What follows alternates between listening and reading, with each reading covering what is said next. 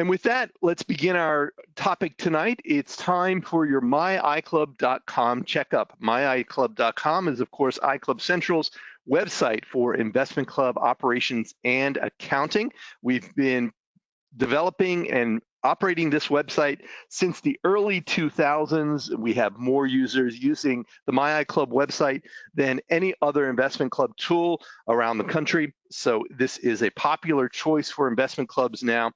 But there are some things that maybe you haven't thought about, or maybe you didn't know about, that can get in the way of successful utilization of the website. So we're going to take a look at those tasks tonight. And this will help you get a little more familiar with it if you are the treasurer or the administrator of your investment club, and also help your members to become more familiar with all of the aspects of the MyIClub.com website.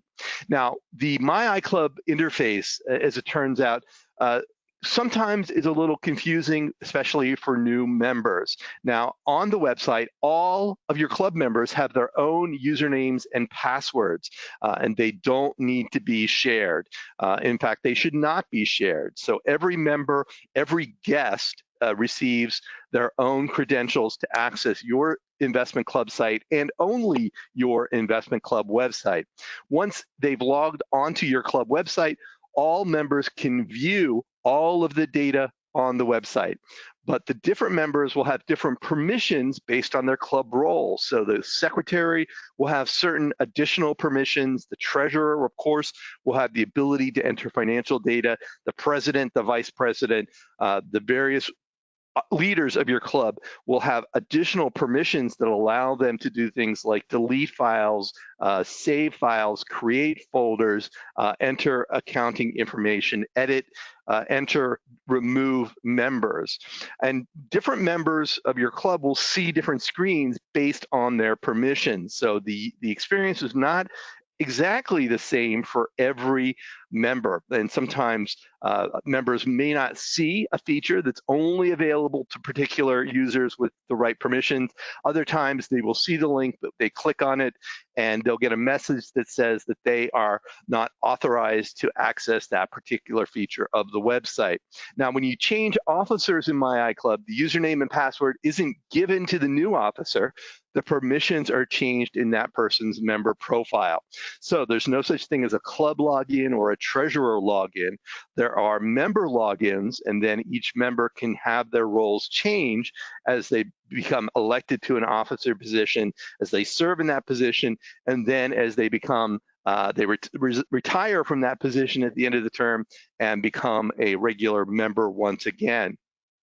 And despite this, there is always one set of the club's data that exists and is used at any point in time. So some new members occasionally are under the misconception that when they access the MyIClub website, that they're seeing a copy of the data that's theirs to adjust, to delete. If they don't want to see a particular thing, they can remove it. And that's not the case. Each member has their own login credentials, but all of the files, all of the data, all the messages they see are the originals, not the copies. This happens with the message boards, where members think, oh, I've already read that message, so I can delete it. Well, if you're the secretary who has access, is the only one who has access to create and delete messages, or rather delete messages and create folders, when you delete the message, it's deleted for every member of your club. And every club must have one administrator who is the super user. This is the person who has all of the permissions to access all of the features of the website.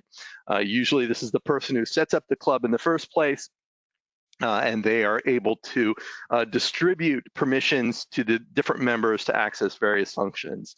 You cannot remove an admin unless you have a new one. You always have to have at least one administrator. So if the administrator is leaving the club, someone else has to be appointed the new one, and that is just someone who has all of the permissions set in their member profile.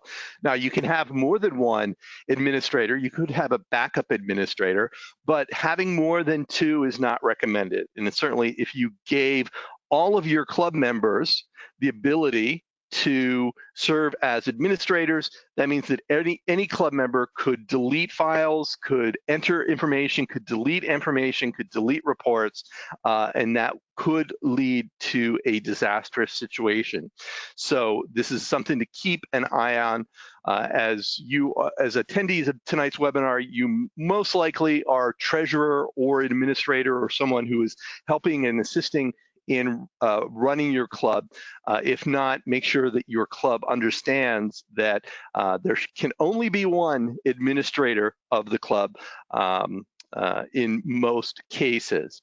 So with that little overview, just to kind of clarify some of the issues, let's talk about what we mean by our MyIClub.com checkup.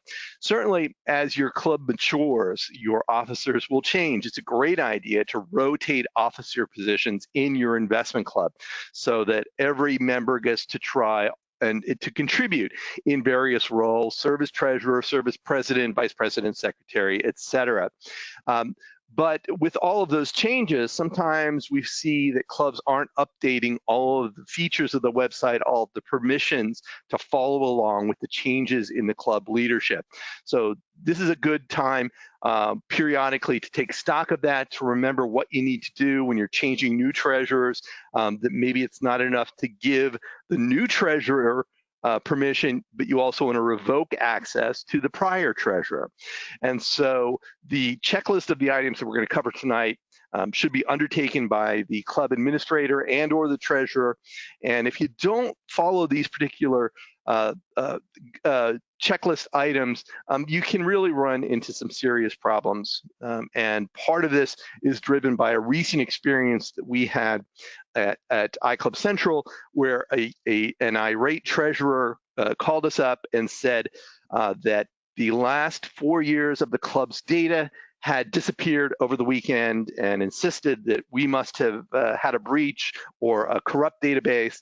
How could that data go away? And in investigating it, we found that out of their 15 members, 5 of the members had treasurer access, and one of the members, as it turned out in our discovery, had been in the club's website and had actually restored a 5-year-old backup data file and had overwritten all of the current information in the club. So the moral of that story is you don't need 5 treasurers, and you might not recognize all of the ramifications of having too many people having access. When you have too many cooks in the kitchen, you can spoil the broth, and that certainly goes for the club website, where you've got too many people who can accidentally hit the wrong key, hit the wrong button, hit the wrong link, and before you know it, something really terrible has happened. Now, we'll talk about the backup and restore function. So this club really only has about 3 months of data since their last backup. So it won't take them too long to get back up to speed, but they're going to need to go through and audit who has capabilities and make sure that everyone in their club understands how the website works. So we're going to start right there with checking the member privileges, the roles and permissions of all of the members in your investment club. As I've already pointed out, members can have access to different functions depending on their role in the club. So we've divided up all of the different functions so that we don't make one person do all of the, have to create ballots, have to create message boards, manage the files, delete down and back up the files in the file storage area, enter the accounting information. For one person to have all that responsibility, that's a big workload. So we've divided it up so that different members can access different areas of the site and manage different areas kind of with respect to their individual roles within the investment club. So from the People tab, that's where you can find out what each member's positions and permissions are. And now admins and those who are in treasurer positions are the only people who should be able to record accounting information. That's really important. And everyone can view it by default. Every member can see all of the transactions. That transparency is really important in an investment partnership, so that every member can see the transactions, but you don't want people randomly deleting transactions or editing transactions or entering transactions. So that's something that you can check, is looking at each member's roles and permissions. Now, this is one area where the pages look different depending on whether you're an administrator or a member. So the people page, this is the top level of the people page on the website. So once you log in, you've selected your club, the people tab is there, and this is what it looks like at the top. Now, but this is what the administrator sees. I can see if all of the members have completed the process of logging, getting their online credentials, which in the online column, I can see the tools that give me the option to initiate the member removal process. We can also update their information, and we can edit their profile, which is the little pencil there. So if I click on the pencil, I can edit and view each member's profile.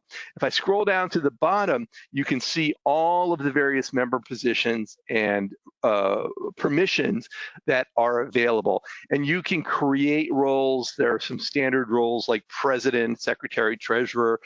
Some clubs go by financial partner, recording partner, presiding partner. So we have an other field, so you can keep those up to date as well. And here are all of the permissions.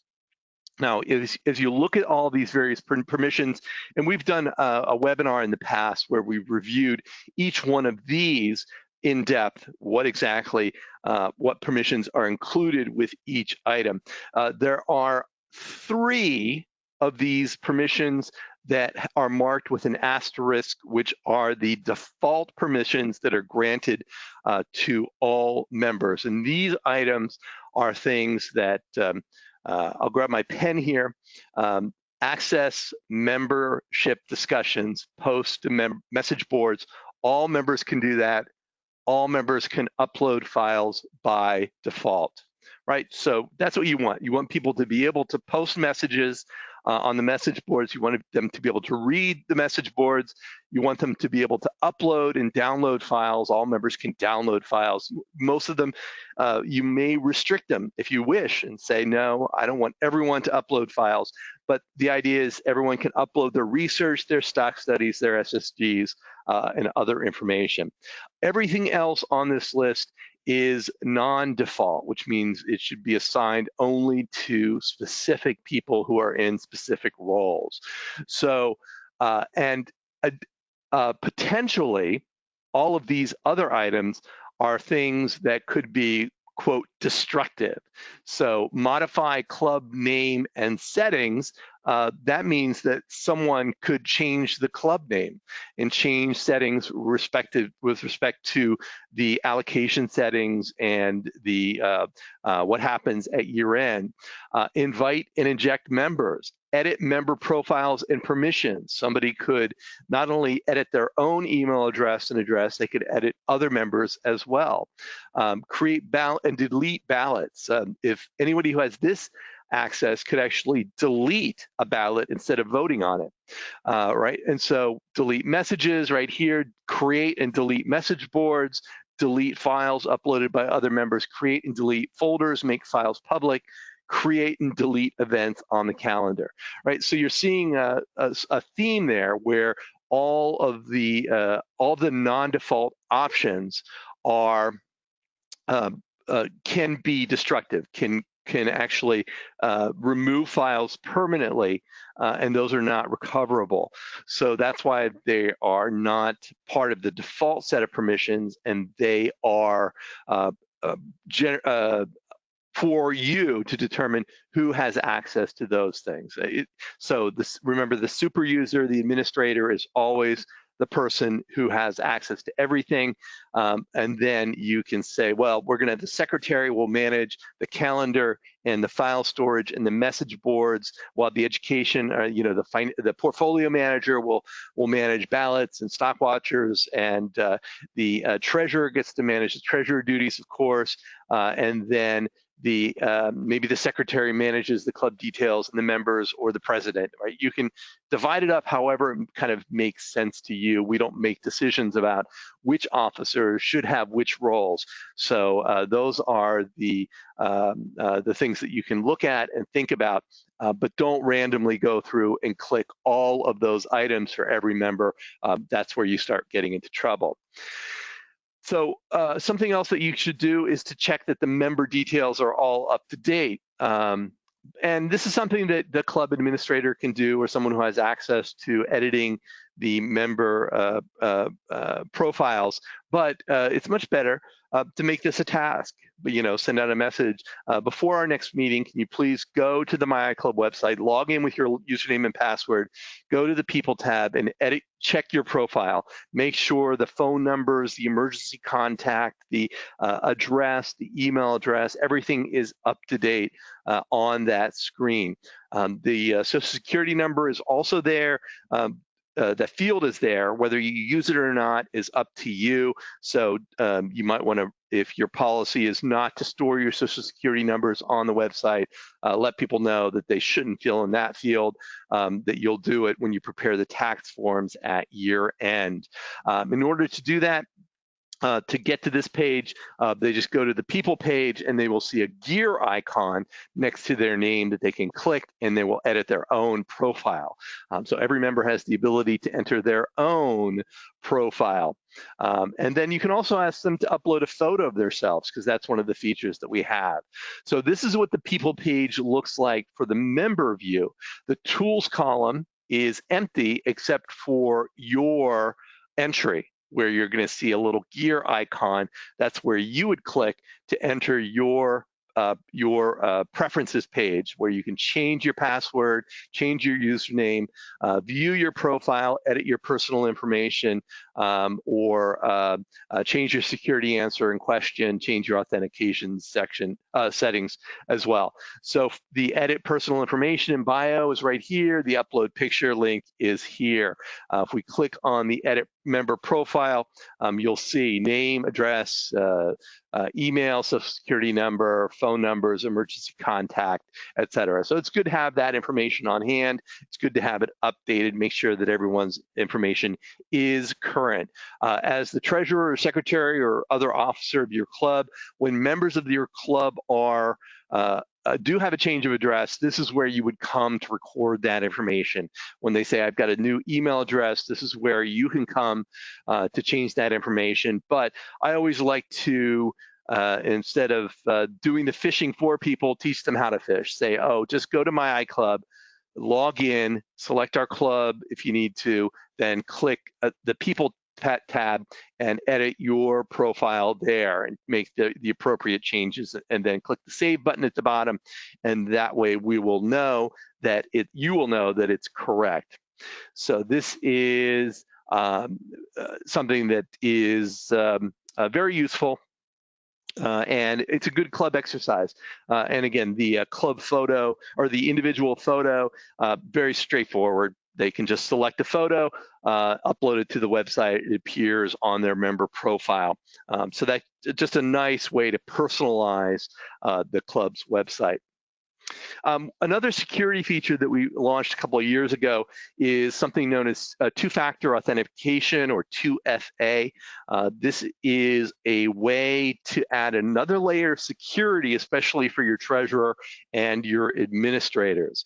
And this is something that you can ask when you're asking your members to check their member profile. Ask the administrators and the treasurers in the least to double check and see if they should turn on the two-factor authentication. When this is turned on, each time the person logs into the MyIClub website, they are sent an email message that's got a code. So they've got to access their email, get the code, enter the code in on the login page on MyIClub, and then they're granted access. And the idea is this is just a second level. So if somebody somehow gets hold of your MyIClub login, they can't actually log in to the club unless they also have access to your email address. So that second layer makes things a little harder for someone who has a nefarious intent or is curious about your club and found somehow was able to guess your password and log in. But we recommend it especially for treasurers and administrators, because those are the super users. Those are the ones who have the most important role in terms of the data. If a member doesn't have it enabled and someone gets access to their account, they can't do anything destructive as long as the permissions have been set up correctly. So this authentication settings can be accessed in the member preference screen. So we're in the People tab, and then you select your preferences, and there is a Change Authentication Settings link that is in your account. So you can't set this up for someone else. It's only in your profile. And then to do it, you just click or the Enable Two-Step Authentication setting there, click the Save Settings, and then after you log out, when you log back in, you will be prompted to check your email for the special code that you'll use to log in, and that code changes each time, and the code expires after 30 minutes or so. So it's not a one-time use code, it's a one-time use code. Use it one time, and the next time you log in, you're gonna have to get a new code. So very important for security. So as I said, we suggest treasurers and administrators at the least use the two-factor authentication. Another item to check is your online backup routine, as well as the backups that do exist. Now, yes, the advantage of using a cloud-based service like MyIClub is that the server is backed up continuously. We've got a RAID array, so if there's a failure, your data at any point in time can be restored. It might not be instantaneously, but the data is there to replace the entire server drive, rather the entire drive or the entire database if there is a catastrophic failure. Now, we do have our servers in a secure co-location facility. I mean, this is top-notch security, so the data is very protected there. That's fire protection and power protection, et cetera. But there are hardware failures that do happen from time to time.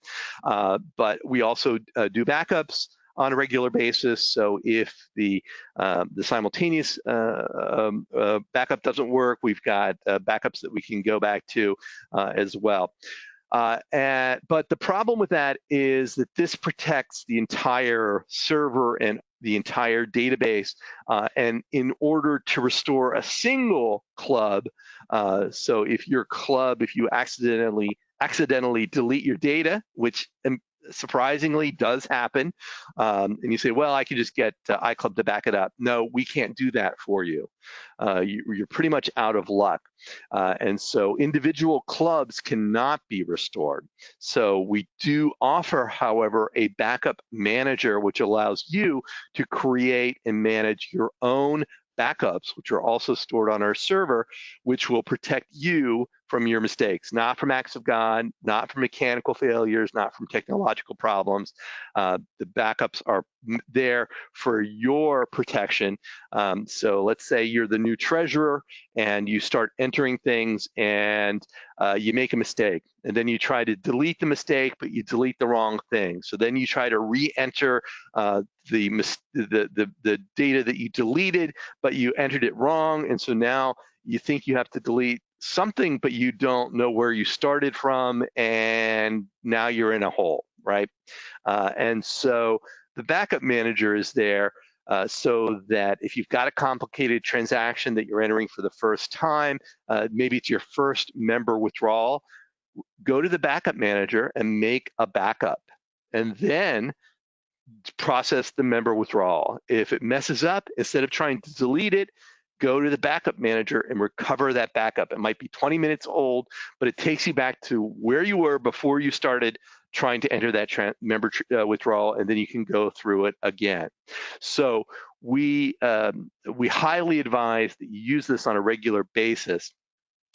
We implemented about a year and a half ago a quarterly check. So when someone logs into your website, we will check. And if you do not have a backup that you made within the last 90 days, then we'll make one for you. So every club has an automatic backup that's no more than 90 days old. And so we figure, if somebody really made a mistake, only having to enter 3 months of data is a small price to pay to restore the club to where it was before that mistake was made. So that's the whole rationale behind online backup. And we get a lot of people who neglect doing this because they think it's all online, it's all protected. But then they do something silly like the club that we just dealt with, where a member went in, didn't even realize what they had done, probably shouldn't have had access, and hit the wrong button and deleted 5 years of data. In the accounting section, in the utilities area, there is the backup manager. It's the third item on the list. It's up at the top of the list here of the menu because it is very important to use. So the backup manager will look something like this. You can see here is a club that's got backups going back to 2004, and they keep scrolling down. There are even more of them. You can see them getting bigger over time and kind of shrinking over time as members leave and the size of the club there. This is a test club, so the data is not real world data. But the question for you to ask is, how much data would you be willing to re-enter in case of a complete loss of data? Would you be willing to enter 1 month? Would you willing to enter 2 months? Or is 3 months fine? If you have 6 people in your club and you're making 4 or 5 purchases a year and you're getting 15 dividends a year and each member is putting in monthly, again, you can probably recreate several months of data very quickly. If you've got 25 people in your club and you've got a portfolio of 20 stocks and you're getting lots of dividends every month and you've got reinvestments going every quarter and you've had members coming and going and partial withdrawals and temporary and permanent withdrawals, then 2 or 3 months of data entry to recreate that history is a lot more strenuous. So we leave it to you. Again, if you want to do it monthly, that's fine. I would suggest is do it monthly and then every 6 months or so, delete everything until the end of the last fiscal year. Make one after you close the books on December 31st and everything has been entered sometime in January. I would make a backup and kind of consider it a permanent backup as of the end of the tax year. And then some of the intermediary backups along the way, those can be gotten rid of just to keep things kind of neat and simple. In order to recover the data, you would just click on the recover button. And obviously, we wouldn't suggest recovering, your 2004 data. That would eliminate 15 years of data, 16 years of data in this case. But you'd scroll down, find the one at the bottom of the list, the most recent one probably, and you would be able to recover that data. So the data manager is there. Get to know it. Make it part of your process. Figure out what would be the worst case scenario if, what happens if you were in the hospital for a month and somebody else was doing the books, and you had to come back and fix it all. Would you want to fix it, or would you just want to maybe start from the period before you were in the hospital and then recreate it all? That's you don't need to do it every week. You certainly don't need to do it every day. You certainly don't need to do it every time you enter transactions. We really leave it up to you to schedule that on your own, whatever makes sense for your club. And as I said, we're doing it now for all clubs every 3 months, and that will pay dividends. Steve posted in the comments that backup saved our club a lot of problems when they accidentally made a mistake. And that's exactly what it's there for. Once you've used the backup manager, then you really appreciate it. It's a lot like insurance, so you should consider it part of your like insurance. It's a little bit of a hassle to renew your policy, to shop for policies, and to make the payment every month, but if you ever make a claim, then you're glad that you've got it. And so the same thing with the backup manager. It's a little extra work, but if you ever have to use it, you'll be grateful that it's there. Now, connected to the online backup manager is the ability to save files, backup files of your data, your club data offline. And that is something that, again, can be useful periodically to download a copy of your club data. It's less important, but still, I would suggest once a year or so, download the entire copy of the club's data, and then you've got it. And because, again, those online files could get deleted. Maybe there's a new officer who comes in who's like, we don't need all of these, and deletes them all. And then where are you? Then you're stuck when you've got a problem. The new treasurer wasn't trained properly. So if the club has the ability to save periodic offline backups, put them on a USB stick, upload them to a cloud backup service, email them to yourself using the web-based email client. This is what Russell does. He just sends it to himself using his Gmail account, and then he just puts it in a folder, right? And so that just sits there, and he's able to access it if he needs it. And again, periodically he can delete it and get rid of it, but it's there. Again, I would suggest once a year at least after you've finalized the year to download that backup. And when you're in the backup manager, you can click on the link and that will download that backup to your computer. So you don't even have to go to the export data function.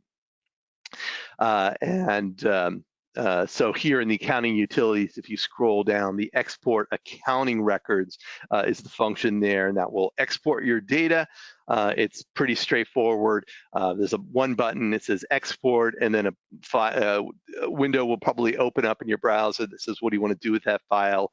Just save it to your computer. It has an ICF extension, an investment club file with the date and the name of your investment club, so you can keep them straight. You can store it on your computer as well, put it there. So again, and there is value when we talk about backups of data. There's value in having redundant backups. If you just have one backup drive that sits next to your computer and it backs up everything on your computer, that's really great until you've got a flood in your house or a fire in your house or someone steals your computer and all the stuff connected to it, including your hard drive, your backup drive, right? That is not that's one backup that was really just tied to your computer. So, if you have a safety deposit box, some people will put files on a USB stick, a thumb drive, put it in an envelope, take it to work and put it in the file cabinet there, and keep the copies of the files there, maybe a locked drawer in their desk at work or something like that, just to be able to have something that you can fall back on if it comes to it.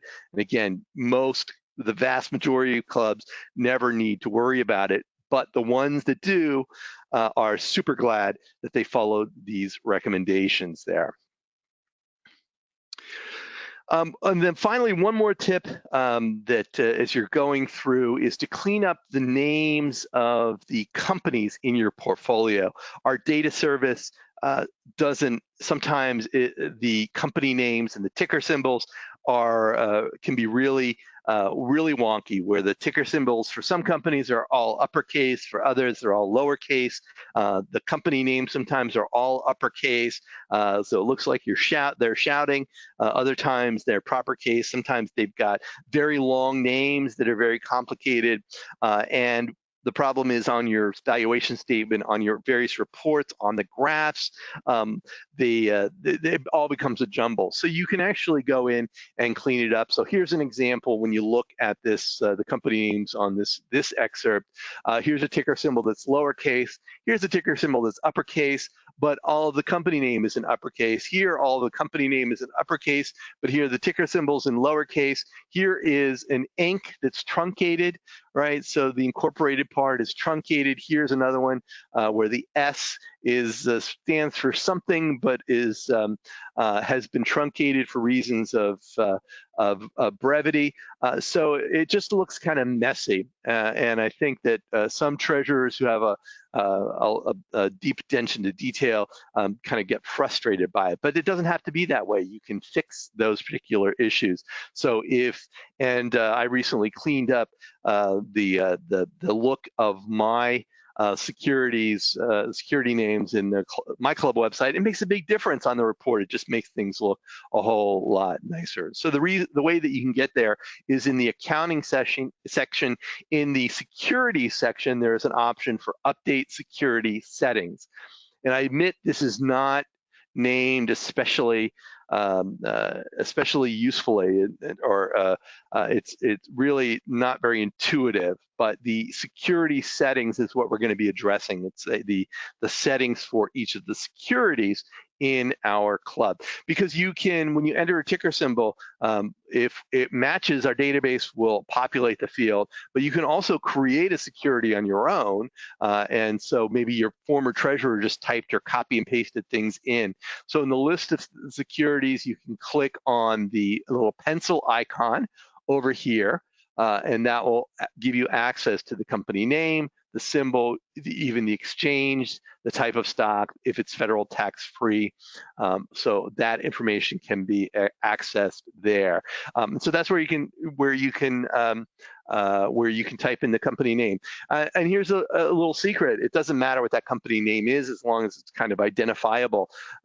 You might, Disney. It's the Walt Disney Company, but it's always listed as Disney Company (parentheses Walt). Same thing with Cheesecake Factory (parentheses the).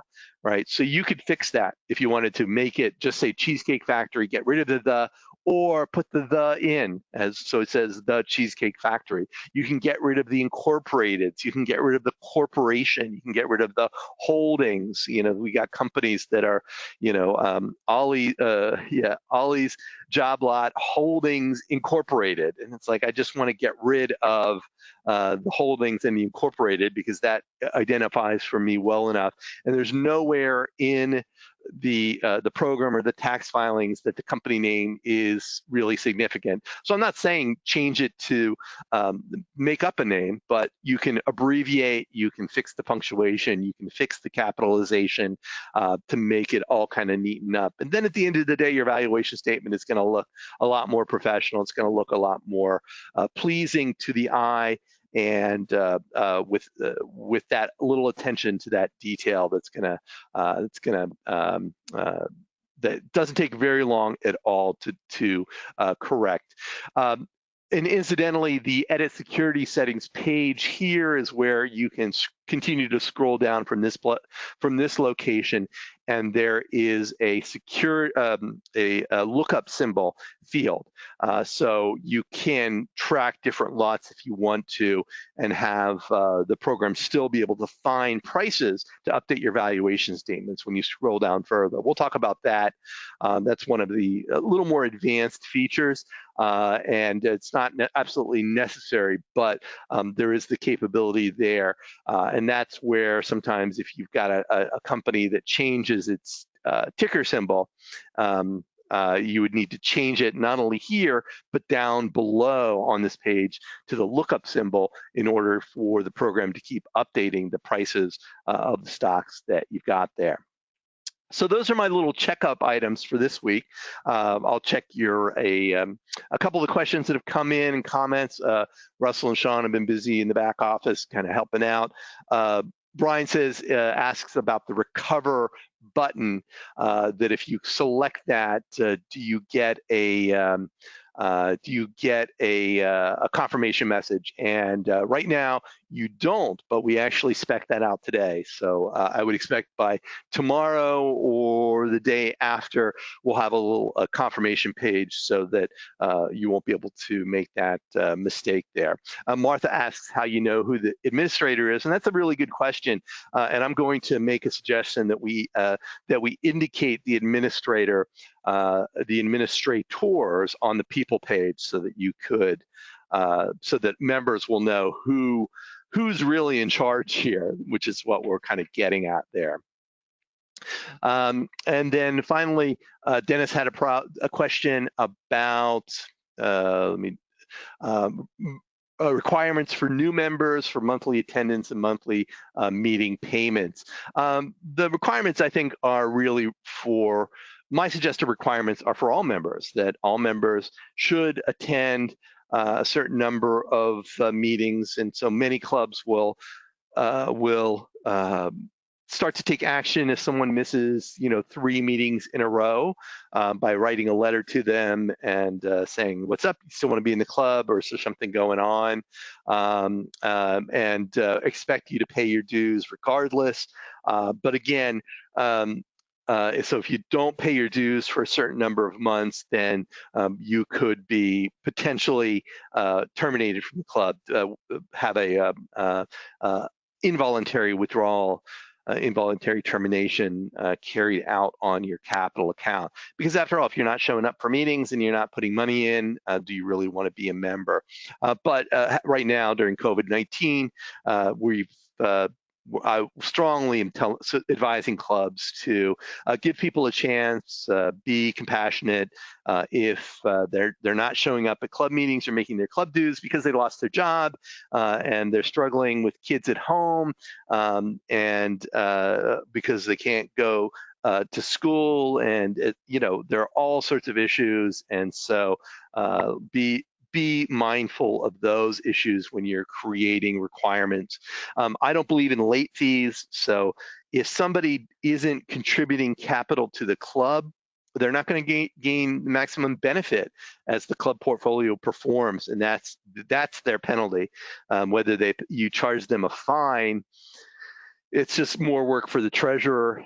The late fees never change behavior; they just don't. Somebody who's late with their club payments is going to be late, and to make the treasurer be the collector of fines and payments, it's just one more tedious thing that they don't need to be doing.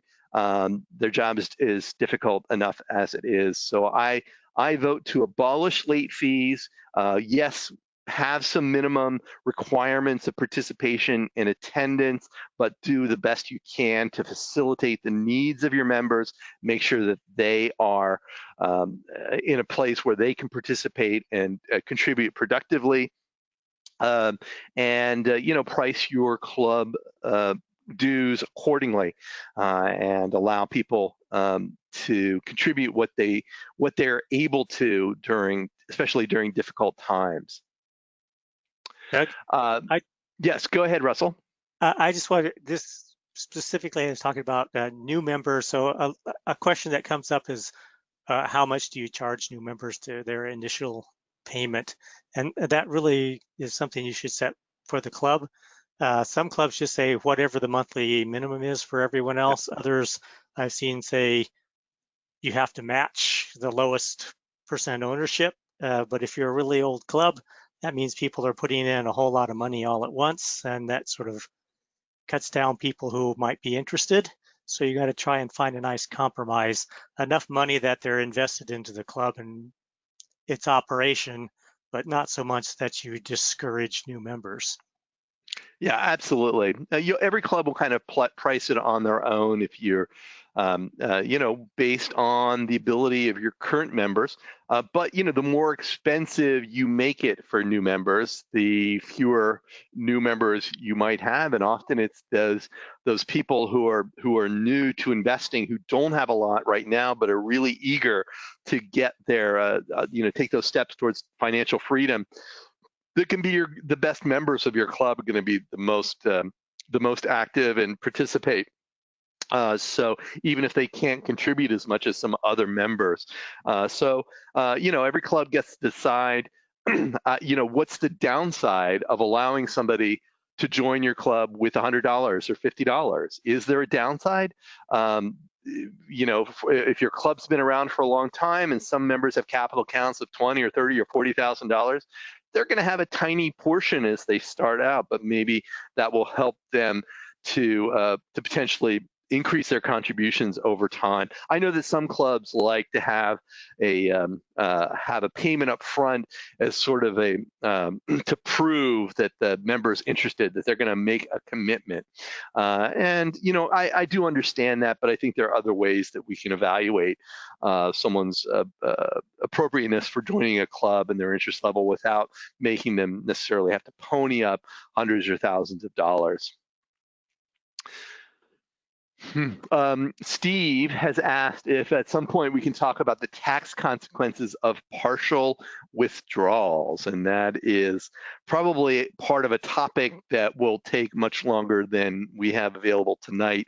The thing that I think for me the most important thing about partial withdrawals is that for the withdrawing member, until the amount that they're withdrawing from the club exceeds what they've put into the club, their paid in plus earnings or PIPE, it's tax-free. There's no tax consequences because you're just taking out the money that you put into the club. And so that's a return of capital. There's no tax consequence to that. So if you put in $10,000 into your investment club and it's now worth $20,000 and you make a $9,000 withdrawal, you just get $9,000 of cash. You still have $11,000 in the club, that's just cash. That's your money. You just took it back. So there's no tax consequence to it. Now that next $1,000 is also going to be tax-free to you. You're just taking your money back. But then after that, when you take the money out, then you're taking out your earnings from the club. And so there will be a tax consequence at that point. Russell, you want to clarify any further? No, that's pretty good. The paid in plus earnings on the member status report, that's your cost basis for each member, and a partial withdrawal, as long as you stay under that, it's tax-free. There's one little caveat. You could actually take out more, and if you do it early in the year, you could pay it back in, as long as you're not below you've taken out more at the end of the year than your cost basis, it's tax-free. But the details of that are for another time. Yeah, we'll gosh, have I think we have covered in webinars. We certainly have done a webinar about member withdrawals where we talk about partial and full withdrawals. So, and I would also point you to the withdrawal scenario calculator. If you're contemplating or a member is contemplating withdrawal, you can look at that at any time on the MyIClub website. It's in the People tab. It's also linked from the withdrawal screen. And you can run that, and that'll just give you, you say, I want a partial withdrawal of this amount, and it'll tell you kind of some of the best ways to accomplish that with your current holdings. Although I don't think that we address the tax consequences for the withdrawing partner in it. Maybe that's something we could take a look at as well. But as I said, we've done this webinar, so we have done a 45 minutes on withdrawals, nothing but withdrawals, permanent with partial withdrawals, full withdrawals, withdrawals with cash and stock. So we cover all of the permutations in those webinars. So definitely check those out. Brian asked about the MyIClub manual. We're working on updating it right now, so hopefully we'll have a new one up sometime in the not too distant future. We'll have it nicely revised. The current version just doesn't have all of the functionality that we've added in the last few years as we keep going, adding more features and functionality to the application. All right, well, I think with that, we're gonna wrap it up. As always, feel free to email me with questions and comments and what you'd like to see in future webinars. As I said, we've got, I expect we'll be looking at some topic in October. Then in November, probably we'll start to cover some of the portfolio management tasks at year end and capital gains harvesting to give you some guidance there and what you might be doing, especially in this kind of weird 2020 year, looking ahead to closing the books and preparing taxes. But always welcoming your support, and thank you so much for coming tonight. Thank you, Russell and Sean, and we'll look forward to seeing you at our next Investment Club webinar.